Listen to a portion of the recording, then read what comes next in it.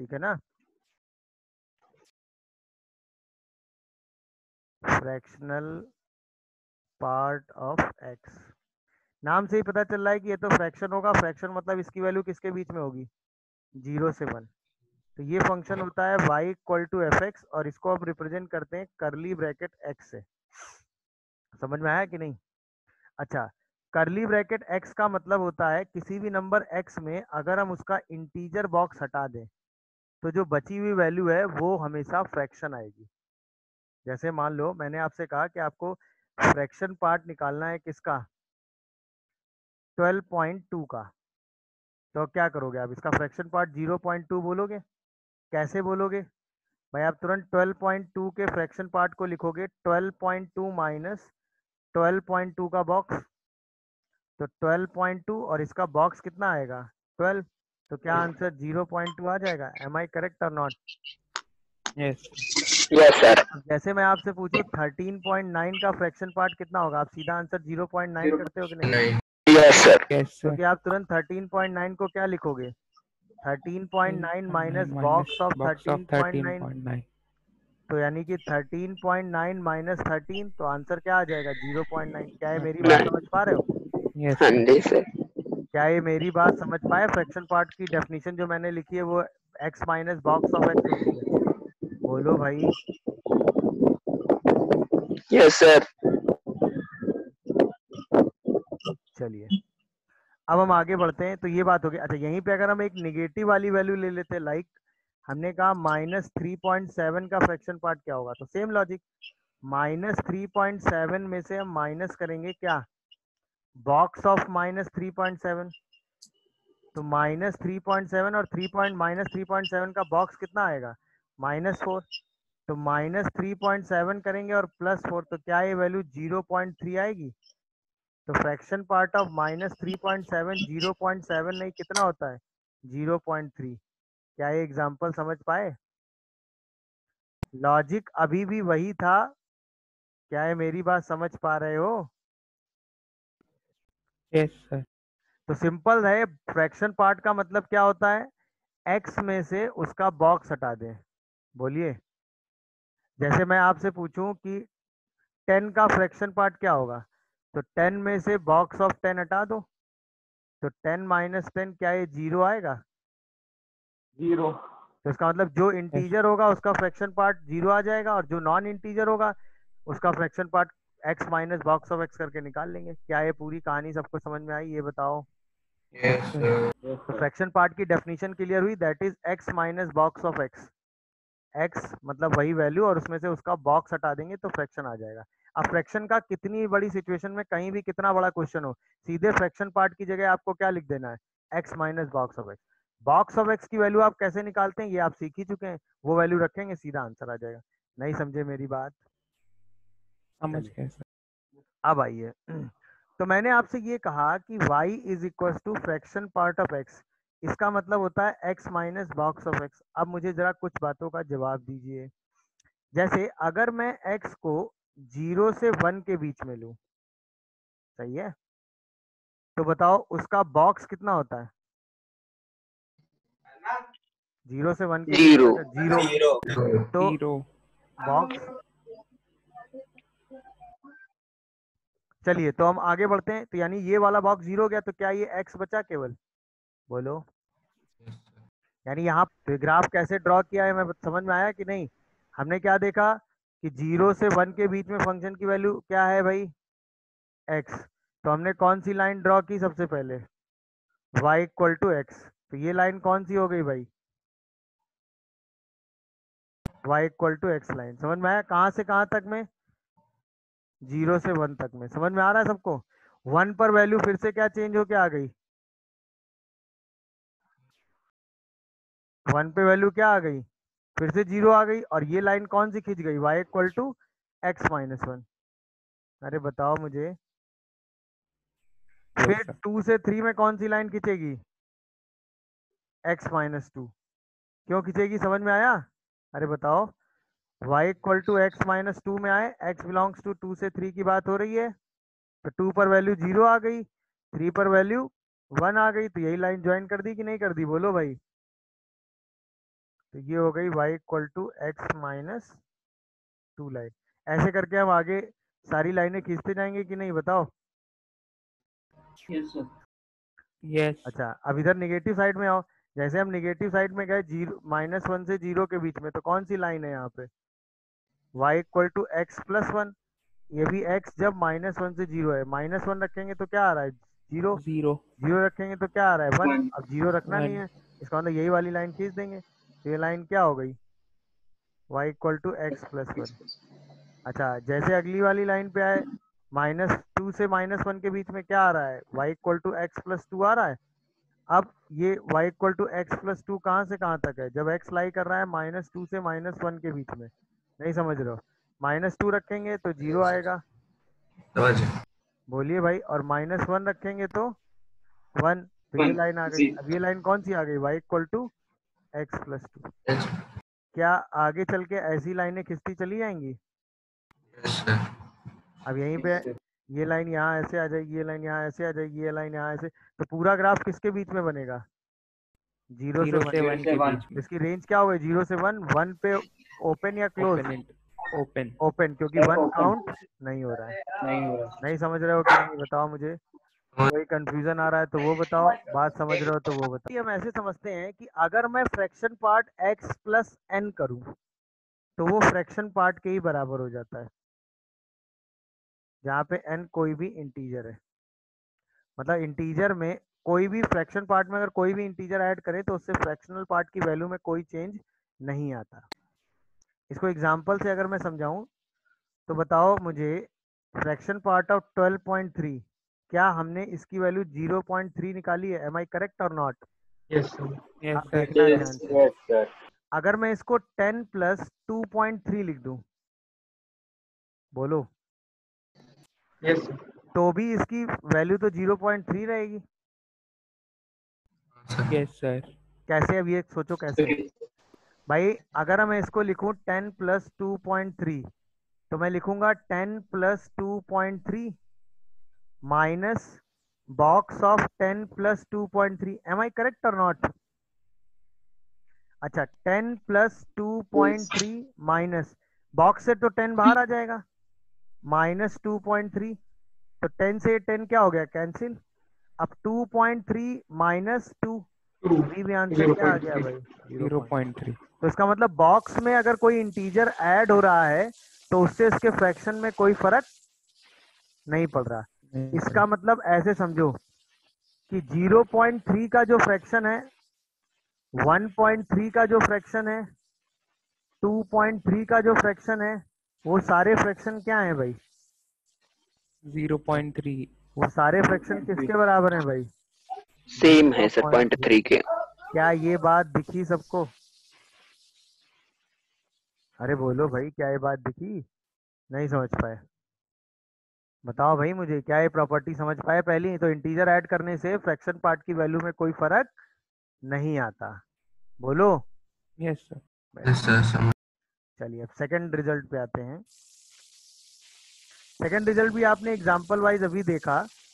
अगर मैं fraction part of -x की बात करूं और मैं कहूं कि x जो है वो इंटीजर है, तो उसका फ्रैक्शन पार्ट सीधे 0 ही आ जाएगा, तो यानी माइनस बाहर कर लें, 0 में माइनस का कोई मतलब है नहीं। बट अगर x इंटीजर नहीं है तो उसका fraction part 1 minus fraction part of x आता है।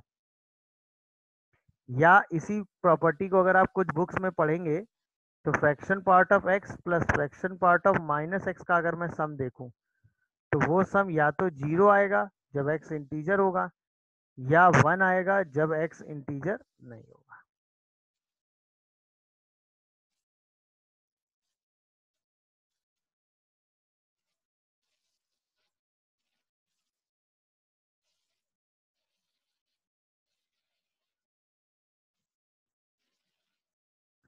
बोलो भाई, क्या ये बात समझ पाए सब लोग, नहीं ये चीज तो बॉक्स फंक्शन में है। समझ गया sir,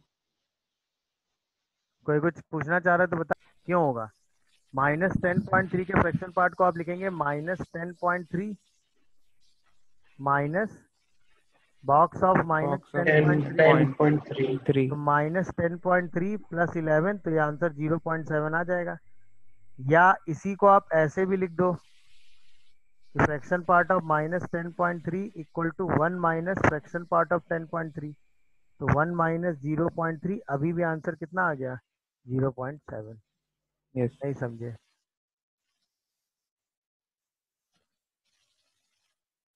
देख लीजिए, कोई कंफ्यूजन आ रहा हो तो बताइए। Fraction part of x is equal to a हो, ठीक है, तो सोच के बताओ कितने केस पॉसिबल होंगे इसमें। भाई a की वैल्यू अगर 0 से 1 के बीच में है तब तो हमारा आंसर जो आएगा वो आएगा x is equal to a, मतलब n प्लस a। बोलो भाई, n प्लस a, जहाँ पे n कोई भी इंटीजर हो जाएगा। अच्छा, अगर a की वैल्यू 1 से ग्रेटर है या a की वैल्यू 0 से लेस है तो क्या आंसर 5 होगा? बोलो, क्या है प्रॉपर्टी, समझे कि नहीं? भाई ऑब्वियसली फ्रैक्शन पार्ट यस हमेशा सर 0 से 1 के बीच में होता है, तो उसके यस आगे सर जिसके इक्वल होगा वो क्वांटिटी भी सिर्फ किसके बीच में होगी? 0 से 1 के बीच में। अगर वो 0 से 1 के बीच में होगी तो कोई भी n प्लस ए लिख दो तो वो 0 से 1 में आ जाएगा। n कोई भी इंटीजर लिख दो। नहीं समझे बात को? अरे बताओ। समझ गए सर यानी कि इस प्रॉपर्टी को क्या हम ऐसे अपने दिमाग में रख सकते हैं कि फ्रैक्शन पार्ट अगर a के बराबर है ना, तो दो केस पॉसिबल है। या तो आंसर n प्लस ए होगा, जहाँ पे n कोई भी इंटीजर होगा, वो भी तब होगा जब a 0 से 1 के बीच में होगा, और या आंसर 5 होगा, वो भी तब जब a जो है कोई भी रियल नंबर होगा, किसको छोड़कर। बोलो भाई, क्या ये बात सब लोग समझ पा रहे हैं? इस बात का जवाब दो जल्दी से। कोई डाउट हो तो वो बताओ, प्रॉपर्टी अगर क्लियर हो गई हो तो वो बताओ। समझ गए कि नहीं, बताइए मुझे। यस सर जैसे मैं अगर आपसे कहूँ क्वेश्चन में कि fraction part of x is equal to half है, तो x क्या होगा? n प्लस हाफ हो जाएगा, जहाँ पे n कोई भी इंटीजर रख दो, यानी half, 1 plus half, 2 plus half, 3 plus half, 4 plus half, या -1 प्लस हाफ, -2 प्लस हाफ, क्योंकि सबका फ्रैक्शन पार्ट कितना मेंटेन होगा? 1/2। अब यही मैं आपसे कहूँ कि fraction part of x is equal to 3/2 है, तो x की वैल्यू 5 होगी, आए क्योंकि वो कभी 3/2 के बराबर नहीं हो सकता नहीं हो सकता। क्या ये मेरी बात समझ पाए? हाँ या ना में जवाब दो। बोलिए भाई, क्या ये बात सब लोग समझ पा रहे हैं? किसी को कोई कंफ्यूजन आ रहा हो तो बताएं मुझे। क्लियर है? चलिए, अब मैं आपसे क्वेश्चन पूछूं। Find x if 2 times of fraction part का square minus fraction part of x plus 1 equal to 0।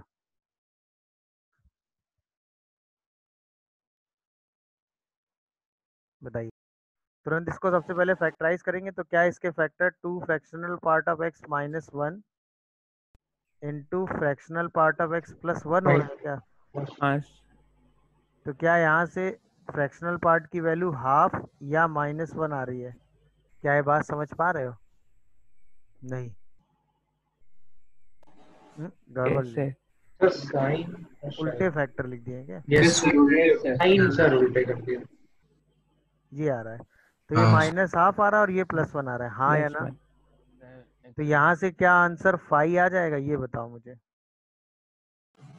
Yes sir, क्यों? क्योंकि फ्रैक्शनल पार्ट रेंज जो से है वो, बाहर है। हाँ वेरी गुड। क्यों? क्योंकि फ्रैक्शनल पार्ट 1/-हाफ हो नहीं सकता, क्योंकि वो ऑलवेज पॉजिटिव होता है, और ये वैल्यू कभी नहीं हो सकती। क्या ये बात समझ पे आ रही है सबको? यस हम्म। अच्छा, ये आपको सर एक्स इंटीजर हो तो वन हो। क्या क्या क्या, x अगर इंटीजर होगा तो उसका फ्रैक्शन पार्ट 0 हो जाएगा ना बेटा, 1 थोड़ी ना होगा। हाँ बोलो, क्या कह रहे हो? 0 से 1 के बीच में लाई करती है, अगर 1 हो ना लो, डायग्राम में इतना सर कंफ्यूजन आ रहा है। फ्रैक्शनल पार्ट नेगेटिव नहीं आता है। नहीं आ सकता ना, क्योंकि वो हमेशा 0 से 1 के बीच में होता है।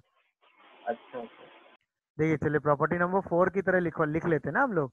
भाई अगर फ्रैक्शनल पार्ट की वैल्यू 0 है तो x हमेशा इंटीजर होगा, एक रिजल्ट। अगर फ्रैक्शनल पार्ट की वैल्यू x के बराबर है तो ऐसा सिर्फ तभी हो सकता है जब x 0 से 1 हो। ये दो रिजल्ट याद रखिएगा, इन दोनों का यूज मैक्सिमम जगह होता है। जहां पे फ्रैक्शनल पार्ट 0 आ जाए वहां पे आप उसको x को इंटीजर ले लीजिएगा, और जहां पे फ्रैक्शनल पार्ट जहां पे x की वैल्यू 0 से 1 के बीच में दी हो तो वहां पे हम तुरंत फ्रैक्शनल पार्ट को क्या लिख देते हैं, x। ऑब्वियसली होना भी चाहिए, वरना हर जगह फ्रैक्शनल पार्ट को आप लिखेंगे क्या, x minus box x। Fractional part को डील करने का ये बेस्ट तरीका है।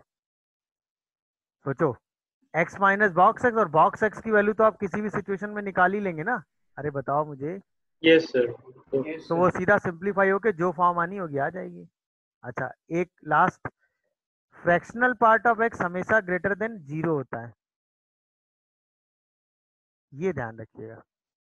Fractional part of Yes. x हमेशा कैसा होता है भाई, Greater than or equal क्योंकि to वो मैक्सिमम कहाँ तक जाता है, 1 के पहले तक। 1 के पहले तक। पहले तक। अच्छा ये मैं क्यों बता रहा हूँ ग्रेटर देन 0 होता है, जैसे मान लीजिए आप कोई इनइक्वलिटी सॉल्व कर रहे हैं, x माइनस 1 लिखा हुआ है, उसी में फ्रैक्शनल पार्ट ऑफ x लिखा हुआ है, उसी में x माइनस 2 का स्क्वायर लिखा हुआ है, और उसी में कह दिया गया x प्लस 3 दे दिया गया, और आपसे कहा गया और इसी में x माइनस 4 भी दे दिया गया।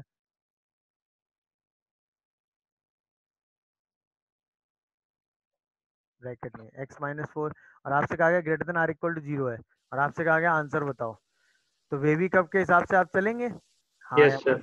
अब क्या इसको इनइक्वलिटी में आप पार्ट करेंगे, क्यों, क्योंकि ये ऑलवेज कैसा है भाई, ग्रेटर देन ग्रेटर 0। देन 0 अब ये चूंकि न्यूमरेटर में है, चूंकि ये न्यूमरेटर में है तो 0 ले तो सकते हैं। 0 ले सकते हैं। अगर यही चीज Yes, sir. डिनोमिनेटर में होती तो नहीं लेते सर। तो नहीं इसका ले मतलब सकते। 0 नहीं ले सकते, मतलब उस केस में हम इंटीजर हटा देते, इस केस में हम इंटीजर को काउंट कर लेंगे। कर लेंगे। बाकी बाकी इसके रहने ना रहने से कोई फर्क पड़ेगा, क्योंकि तो ऑलवेज पॉजिटिव है ना।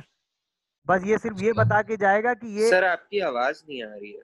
बस ये बता के जाएगा कि ये सारे इंटीजर ले रहा है, बाकी लोगों के साथ भी। सबसे पहले क्या रखोगे, 1, फिर क्या रखोगे, 2, -3, 4 प्लस -2, इवन पावर है तो साइन चेंज नहीं होगा, माइनस। यही आएगा कि नहीं बताओ मुझे। Yes sir. 0 नहीं रखो। क्या बेटा, वो तो फिर सारे इंटीजर इसमें काउंट कर, इसमें तो हम ये तो साइन चेंज नहीं कर रहा ना, तो इसका वो क्यों लेंगे क्रिटिकल पॉइंट, ये तो ऑलवेज पॉजिटिव क्वांटिटी है ना। और जहां ये 0 के बराबर है वो तो सारे इंटीजर है, तो बाद में सारे इंटीजर तो हम काउंट कर ही लेंगे। ये क्रिटिकल पॉइंट थोड़ी ना डेवलप करेगा, क्योंकि ये कभी 0 के बराबर जहां जहां हो रहा होगा वो तो सारे इंटीजर होंगे ना। उसके अबाउट साइन चेंज होगा कि नहीं, ये बताओ मुझे। No sir. No sir, sign change नहीं होगा। भाई साइन चेंज तो उस क्वांटिटी के अबाउट होता है ना जो पॉजिटिव और निगेटिव दोनों, नहीं समझ रहे हो। इसीलिए मैं कहता हूँ बेसिक थॉट पे कंसंट्रेट किया करो तो चीजें ज्यादा ब्रॉडर लेवल पे समझ पाओगे। तो क्या आंसर आएगा, माइनस इनफाइनाइट से -3, बोलो सही लिख रहा हूँ, बोलो। Sir greater than, greater than वाला -3 -3 से 1 वेरी गुड, 4 से से infinity। infinity। इसका मतलब देख रहे हो, तो आंसर आएगा -3 से -1, बोलो 1 प्लस 1 1। प्लस वेरी गुड, 1 पे क्लोज, ओपन। Yes sir. 1 पे क्लोज क्लोज। Sir, close. इसके बाद आंसर आएगा 4 से इनफाइनाइट। Yes sir. सर आपकी स्क्रीन फ्रीज हो गई। 1 सेकेंड बेटा, 4 से इनफाइनाइट तक ये कर देंगे, हाँ या ना। Yes sir. इसके बाद बाकी क्या करेंगे, सर -3 पे ओपन होगा ना, ओपन हाँ इंटरवल, सर, और नीचे 4 पर भी ओपन डिनोमिनेटर। इंटरवल। यस। अब ठीक है। हाँ और सर। फिर साथ में यूनियन 2 भी तो लिखेंगे। Yes sir. अच्छा, इसके बाद यूनियन सारे इंटीजर लिखेंगे, बट किन को छोड़ देंगे, 3 और 4 को, बोलो भाई। नहीं समझे, इससे गायब हो जाएगी। नहीं, जैसे यही क्वेश्चन अगर ऐसे होता है x-1 x-2 का whole square divided by fraction part of x x plus 3 x-4 positive, तो क्या क्या चेंज करते? वे भी कब तो ऐसे ही बनता।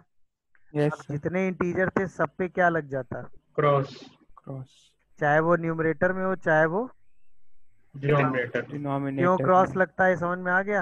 Yes sir. क्योंकि फ्रैक्शन पार्ट कभी 0 के बराबर नहीं हो सकता। नहीं हो सकता। बाकी कहीं कोई दिक्कत नहीं थी, बाकी वैसे ही वेव बनती, बाकी आंसर वैसे। तो अब आंसर सीधे क्या लिख देते, -3 से 1 यूनियन 4 से इनफाइनाइट।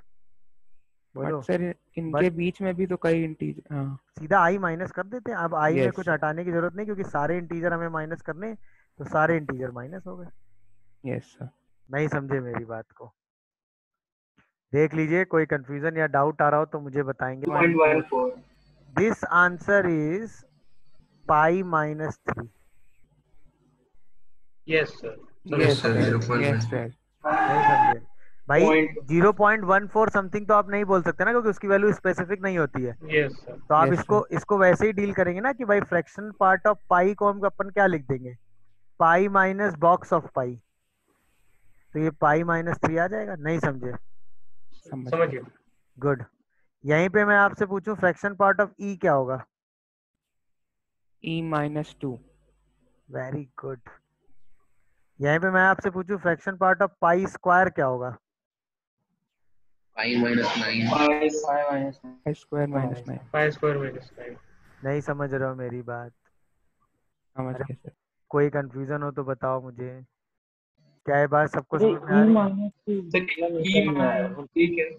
ई की वैल्यू 2.7 2 पॉइंट। Euler's number. दूसरा क्वेश्चन करेंगे, ठीक है? देखिए, हमें एक्स निकालना है, तो सोच के मुझे बताओ, एक्स या तो इंटीजर होगा या इंटीजर नहीं हो। तो क्या नहीं। हम एक्स को box of x plus fraction part of x लिख सकते हैं? किसी भी एक्स को, भाई किसी भी एक्स को बनाने में उसका इंटीजर और फ्रैक्शन पार्ट दोनों कंबाइन होंगे तभी तो एक्स बनेगा। यस बोलो, सर। क्या हम किसी भी एक्स को box of x plus fraction part of x लिख सकते हैं? एम आई करेक्ट और नॉट? Yes sir. तो यही है। फ्रैक्शन पार्ट ऑन कर देंगे, दिक्कत तो नहीं है। क्या बोल रहे हो? बॉक्स को फ्रैक्शन पार्ट को आने का फ्रैक्शन पार्ट प्लस। आ जाओ अपने क्वेश्चन पे वापस। तो x को हम क्या लिख सकते हैं? Box of x plus fraction part of x। ये समझ में आया कि नहीं लिख सकते हैं, बताओ? किसी भी x को, जैसे मान लो हमने x को 12.3 लिखा, तो क्या हम इसको 12 प्लस 0.3 लिख सकते हैं? 12 इसका बॉक्स हो गया और 0.3 इसका फ्रैक्शन हो गया। बोलो भाई, नहीं समझे? 0. हाँ, तो फ्रैक्शन पार्ट ऑफ 12.3 तो हुआ 0.3। Yes sir. नहीं समझ रहे हैं? तो वही तो लिखा, box of x fraction part of x. Yes sir. अच्छा, अब ये मैं क्यों बोल रहा हूँ उसका लॉजिक देखो। अब हम क्या करते हैं, x को पुट कर देते हैं box of x plus fraction part of x, तो क्या आएगा बताओ मुझे? 4 box of x equal to x plus box of x plus 2 times of fraction part of x। Am I correct और नॉट? बोलिए यस भाई। सर। अच्छा, यहां से हम कहेंगे कि 3 box of x equal to 2 fraction part of x आएगा। तो फ्रैक्शन पार्ट ऑफ x की value 3 box of x by 2 आएगी। एम आई करेक्ट और नॉट? सर नहीं समझ। x को मैंने लिखा ना बॉक्स ऑफ x प्लस, अच्छा एक ही लाइन मैंने स्किप की थी।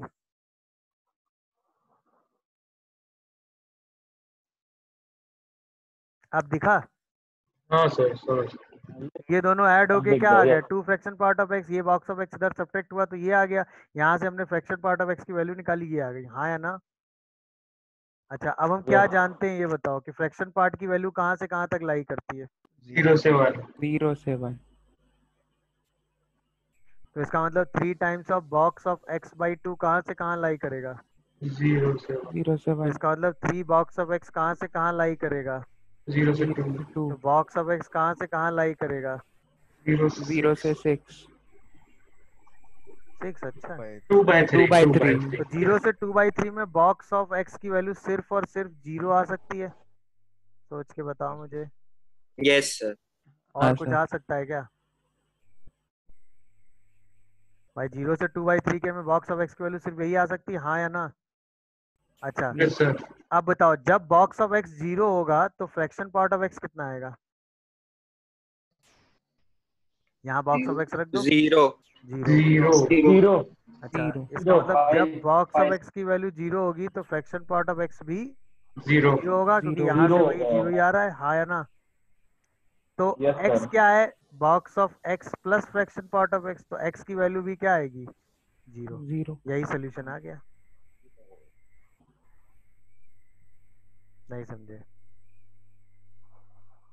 इस क्वेश्चन में आपको x की वैल्यू निकालनी है। 4 times of fraction part of x is equal to x plus box of x आपको दिया हुआ है।